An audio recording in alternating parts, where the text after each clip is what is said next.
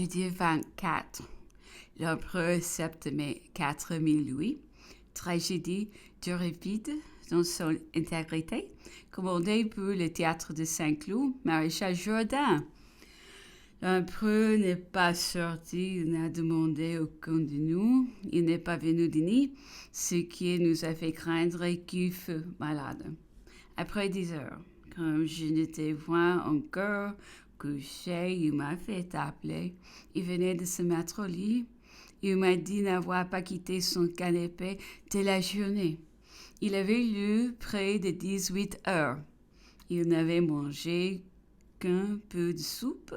Il ne souffrait que de ses dents. Je lui disais que nous avions craint que ce ne fût davantage, que chagrin de ne pas les voir se mêler du jeu d'inquiétude. Plus tard, il a traité notre situation pécuniaire. Il avait tenu son conseil le matin, disait-il, plaisamment. On avait pesé l'argenterie, calculé ce qu'on devait en vendre. Cela devait nous faire aller encore quelque temps. Je lui ai renouvelé l'offre des 4000 louis que j'ai dans les fonds d'Angleterre. Il a daigné les accepter. Ma situation est singulière, disait-il. Je n'ai nul doute que si la communication était permise, et que chacun des miens, ou même bien des étrangers, puissant soupçonner que j'eusse des besoins, je serais bientôt riche ici en toutes choses, mais dois-je être à charge à mes amis en les exposant au bout qu'on pourrait faire le ministère anglais?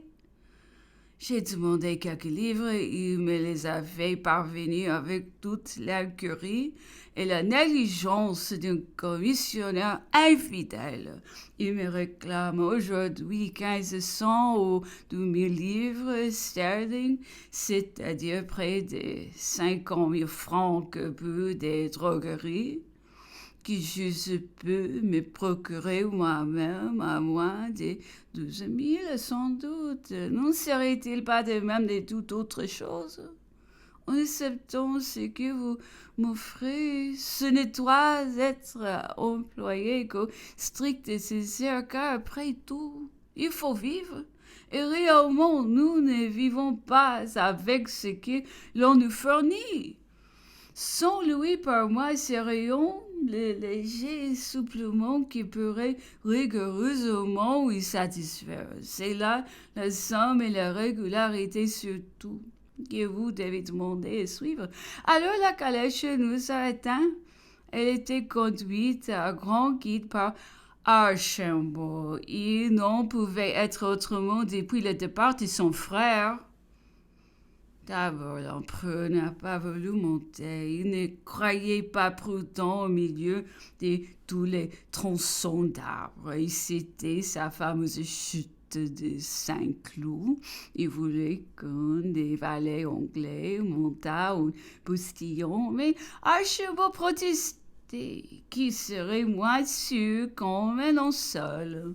Depuis le départ de son frère, il n'avait cessé, disait-il, de s'exercer au milieu de ces arbres pour s'assurer qu'il pouvait répondre de lui. Alors l'empereur est monté et nous avons fait du tour. En revenant, il a été visiter la demeure du grand maréchal qu'il ne connaissait pas encore.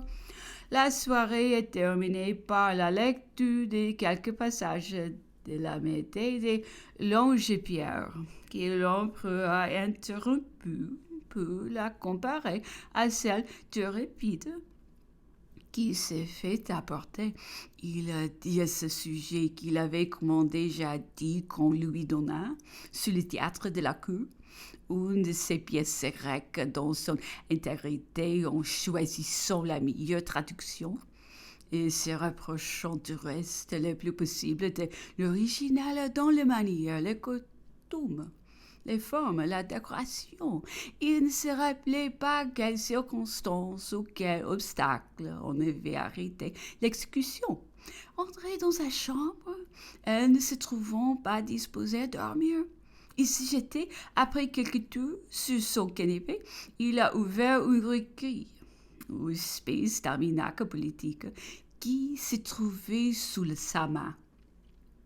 Il est tombé sur la liste des noms maréchaux qu'il a passés en revue, les compagnons des citations et d'anecdotes connues ou déjà dites, arrivé au maréchal Jourdain.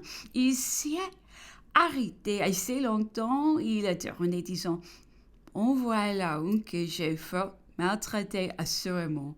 Rien de plus naturel, sans doute, que de penser qu'eux dû m'en vouloir beaucoup. Eh bien, j'ai appris avec un vrai plaisir qu'après ma chute, il est demeuré constamment très bien.